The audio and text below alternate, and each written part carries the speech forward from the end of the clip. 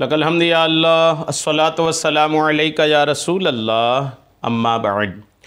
सिलसिला है नाज़रीन के सवालों के जवाब देने का। नाज़रीन में से एक ने हमारे किसी वीडियो के कमेंट्स में ये सवाल किया है कि जुमा की नमाज फ़र्ज़ है या वाजिब। ये बहुत सवाल होता है ये कि जुमा की नमाज फ़र्ज़ है या वाजिब।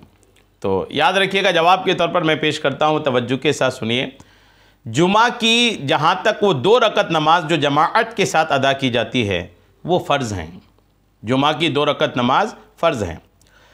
बाज़ औक़ात फ़र्ज़ के लिए वाजिब का इस्तेमाल किया जाता है।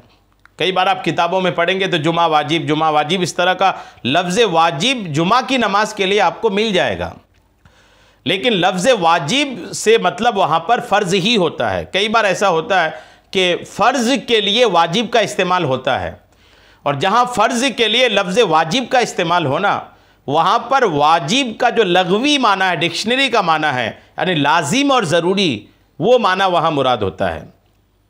ठीक है, तो फ़र्ज़ जुमा जो है ना, जुमा ये फ़र्ज़ है और ये फ़र्ज़ होना भी चाहिए, समझ में भी आता है। चूँकि जुमा के दिन जो ज़ोहर की जगह फ़र्ज़ जुमा अदा की जाती है, जुमा के दिन ज़ोहर नहीं पढ़ते हैं, जुमा पढ़ते हैं, तो ज़ोहर तो उस दिन पढ़ते नहीं। तो अब जाहिर सी बात है, फ़र्ज़ का मकाम ऊंचा है, वाजिब का मकाम उससे कुछ कम है। तो अब जुमा के दिन जब जुमा पढ़ते, ज़ोहर नहीं पढ़ते हैं, ये जुमा जो है ये ज़ोहर की बदल है, यानी ज़ोहर की जगह है, ज़ोहर की जगह पर है। तो अब आप गौर करें कि अगर जुमा फ़र्ज़ हो, ज़ोहर चूँकि फ़र्ज़ है, अगर जुमा फ़र्ज़ ना बल्कि वाजिब हो, तो फिर वो फ़र्ज़ की जगह वाजिब उसकी पूर्ति कैसे करेगा? पूर्ति करने के लिए बराबर होना चाहिए।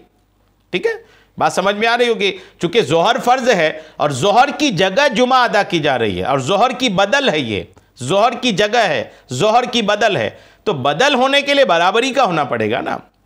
जुमा अगर ज़ोहर फ़र्ज़ है और बिल्कुल फ़र्ज़ है, तो जुमा भी फ़र्ज़ ही होना है, तब जाकर के वो ज़ोहर के बदल में अपना मकाम, अपना किरदार अदा कर पाएगा। तो बहरहाल ये कि ये तो मैंने समझाने के लिए अर्ज़ किया, वरना ये क्लियर है कि जुमा की नमाज 2 रकत जो पढ़ते हैं जमात के साथ वो फ़र्ज़ है। फ़ुक़हा किराम ने भी इसी पे बात किया है और उलमा ने इसी बात लिखा है।